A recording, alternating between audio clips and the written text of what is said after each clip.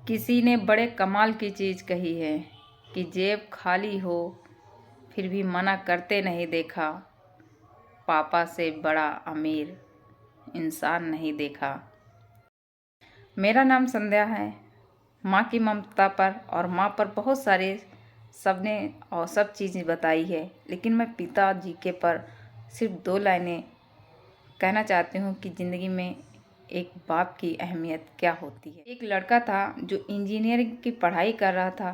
पिता उससे कहते कि बेटा मेहनत कर ले, पढ़ ले, लेकिन वह पिता की बातें नहीं सुनता था। वह सिर्फ एक ही रट लगाया था, मेरे सारे दोस्तों के पास बाइक है, मेरे पास बाइक नहीं है। आप एक बाइक नहीं दिलवा सकते हो, आप कैसे घर चलाते हो। लेकिन वह एक बाप की मजबूरी नहीं समझता था। वह हर बात पे अपने बाप से लड़ता था। वह सिर्फ बाइक उसे चाहिए था जो उसके दोस्त के पास थी। लेकिन ये नहीं जानता था कि पिता किस तरह से घर चलाते हैं, किस तरह से दवाई, किस तरह से उसकी फीस भरते हैं। लेकिन वह सिर्फ बाइक के लिए जिद करता था।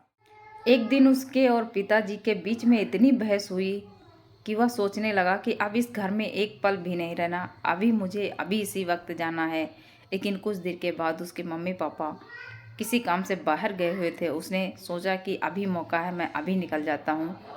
उसने तुरंत अपने पिता के जूते पहन लिए। इतना हड़बड़ में था वह ये नहीं जान पाया कि ये मेरे जूते हैं या पिताजी के जूते हैं।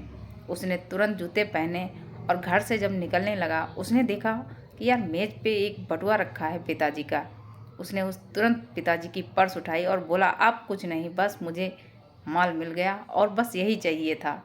उसने तुरंत पिताजी की पर्स उठाई और वह घर से भागने लगा। वह जल्दबाजी में भूल गया कि उसने पिता के जूते पहने थे और वो जूते जो थे वह टाइट पड़ रहे थे। जब टाइट पड़ रहे थे तो वह उसने जूते निकाल लिए और सड़क पे नंगे पाँव चलने लगा। जब नंगे पाँव चलने लगा तो उसके पैरों में कांटा चुभ गया। जब कांटा चुभा तो दर्द होने लगा और खून बहने लगा। उसने सोचा कोई बात नहीं, हम चलते हैं, आगे थोड़ा चल के हम डॉक्टर को दिखा लेंगे अस्पताल में, पैसे तो ले ही आया हूँ। पिता का बटुआ जो मिल गया था, बहुत खुश। लेकिन उसने सोचा कि अस्पताल पहुँचने से पहले देखते हैं कि पिताजी के बटुए में कितने पैसे हैं। उसने तुरंत पिताजी का बटुआ खोला। उसने देखा कि एक 100 का नोट रखा हुआ था और उसमें सारे कागज़ रखे हुए थे।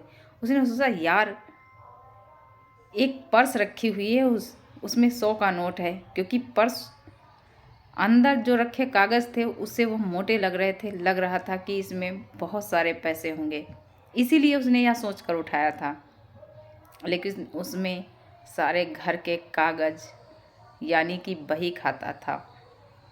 पिता किससे उधार लेते हैं, किससे दवाई का उधार लेते हैं, घर का खर्चा कितना लगता है, ये सब लड़के को पता नहीं था। लेकिन लड़के को जिद थी कि वह बाइक चाहिए। उसने सोचा कि जो पर्स में पर्चियाँ रखी हुई, देखते हैं किस चीज़ की पर्ची रखी हुई है। उसने एक पर्ची निकाली जो उसने 40,000 की देखी, क्योंकि उसके पिता उसको जो लैपटॉप दिलवाए थे पिछले साल, उस लैपटॉप की 40,000 की पर्ची थी।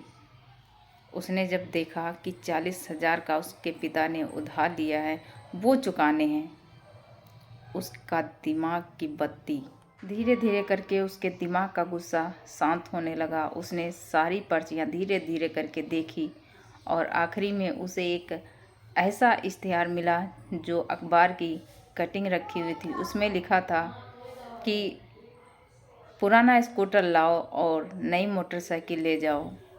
जब उसने यह देखा तो उसके आंखों में आंसू आ गए। उसने सोचा शायद पिताजी आज मार्केट इसलिए गए हैं कि वह मुझे नई बाइक दिला सकें, अपना स्कूटर बेचने गए हैं, इस बारे में वे बात करने गए हैं। उसने तुरंत वहाँ उसने वह तुरंत पर्स अपने जेब में रखी और घर के लिए दौड़ने लगा। क्या दर्द, क्या कांटा, वह कुछ नहीं देखा। वह सब कुछ भूल गया। खून बहता है तो बहने दो, कांटा चुभा है तो चुभने दो। लेकिन वह घर के लिए दौड़ने लगा। दौड़ते दौड़ते जब घर पहुंचा तो उसने देखा कि मम्मी पापा नहीं हैं। उसने तुरंत वो पर्ची निकाली जो अखबार की कटिंग रखी हुई थी। जब उस कटिंग को देखा, उसमें एड्रेस लिखा हुआ था, उसने तुरंत उस एड्रेस पे जाने का निर्णय लिया और वह तुरंत उस एड्रेस पर जाकर पहुंचा। उसने देखा मम्मी पापा वहाँ बात कर रहे थे उस बाइक वाले से। वह तुरंत अपने पिता के पैरों में पड़ गया और रोने लगा। पिता से बोला कि अब चलो पिताजी, मुझे माफ़ कर दो, मुझसे बहुत बड़ी गलती हुई। आप इस स्कूटर को मत बेचो क्योंकि इससे सारी यादें जुड़ी हुई हैं। आप इसी स्कूटर से आप हमें स्कूल भेजने जाते थे, इसी स्कूटर से आप घर का सब कुछ चलाते हैं। एक स्कूटर ही तो है हमारी ज़िंदगी की आखिरी निशानी। तब उस लड़के ने अपने पिता से कहा कि पिताजी मैं इतनी मेहनत करूँगा, इतनी मेहनत करूँगा कि आपको ये दिन देखने नहीं पड़ेंगे। और वह तुरंत अपने पिता को वहाँ से ले आया।